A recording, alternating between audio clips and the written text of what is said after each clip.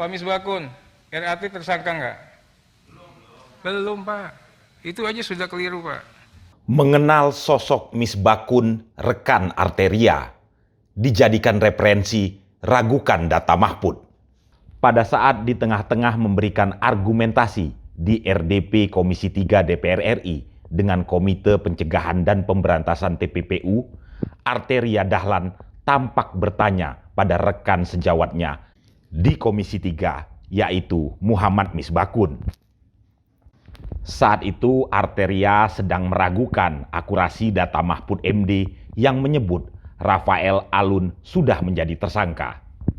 Memang sebelum giliran Arteria memberikan argumentasi, Misbakun sudah lebih dulu memberikan argumentasi dan banyak mengkritisi Mahfud MD yang dinilainya salah mengumumkan dugaan TPPU 349 triliun itu. Misbakun juga bertanya, salahnya Rafael itu di mana? Belakangan ternyata data Mahfud MD benar.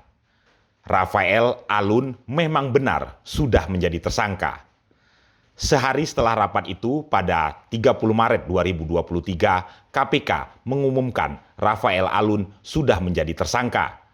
Rafael sudah ditetapkan menjadi tersangka otomatis setelah kasusnya naik ke tahap penyidikan. Mengutip CNN Indonesia, kasus Rafael sudah dinaikkan ke penyidikan ternyata sejak 27 Maret 2023 lalu. 3 hari sebelum rapat itu. Lalu siapa sih sebenarnya Misbakun yang dijadikan Arteria Dahlan sebagai referensi saat berargumentasi itu? Sebelum menjadi anggota legislator, Misbakun berkarir sebagai PNS di Dirjen Pajak saat itu di bawah naungan Departemen Keuangan. Setelah 15 tahun bekerja sebagai PNS, Misbakun pada tahun 2005 mengundurkan diri dan memilih menjadi pengusaha. Lalu pada tahun 2009, Misbakun memutuskan terjun ke dunia politik dengan menjadi calon anggota legislatif dari PKS dan terpilih. Selama menjadi anggota DPR, Misbakun tercatat merupakan salah satu anggota DPR yang cukup kritis terhadap pemerintah. Ia juga salah satu inisiator hak angket Senturi DPR RI. Namun di tengah bergulirnya pengusutan bailout Bank Senturi oleh DPR RI, Misbakun menghadapi masalah hukum. Mengutip artikel yang diterbitkan Kompas.com dengan judul Misbakun teringat saat ditahan karena Senturi, Misbakun dalam artikel itu bercerita teringat saat ia mulai ditahan di Markas Besar Kepolisian Negara Republik Indonesia karena tuduhan pemakaian LC palsu di Bank Senturi. Gara-gara tudingan itu, ia divonis bersalah dan dihukum setahun oleh pengadilan. Waktu itu, Misbakun adalah salah seorang dari anggota panitia khusus Bank Senturi di DPR yang vokal mengusut skandal yang diduga melibatkan Gubernur Bank Indonesia Budiono dan Menteri Keuangan Sri Mulyani Indrawati serta pejabat lainnya pada tahun 2008 itu. Di Pengadilan Tinggi, Misbakun ditambah setahun hukumannya. Mahkamah Agung kemudian mengukuhkan hukumannya tetap 2 tahun.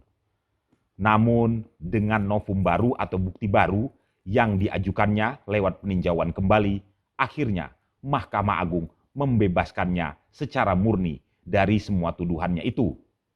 Juga memutuskan memulihkan nama baik serta harkat dan martabat Misbakun. Kini Misbakun yang semula anggota Partai Keadilan Sejahtera telah berpindah ke Partai Golkar. Pada pemilihan legislatif 2014, Misbakun kembali maju sebagai anggota DPR RI dari Partai Golkar dari daerah pemilihan Pasuruan, Probolinggo. Ia pun kembali terpilih sebagai anggota DPR RI untuk kedua kalinya.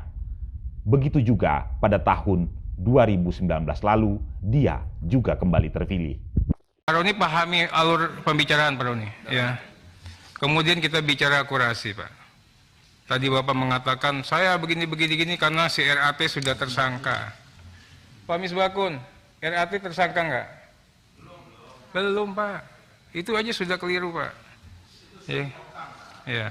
Ya, bukan. Bukan, itu kan karena alasan itu kan tadi kan. Tidak salah. Nah kemudian pemahaman terhadap TPPU, oke lah, Bapak ini guru besar nggak apa-apa Pak. Tapi izinkan kami juga punya keyakinan terkait dengan pemahaman atas TPPU, pencucian uang dan sebagainya.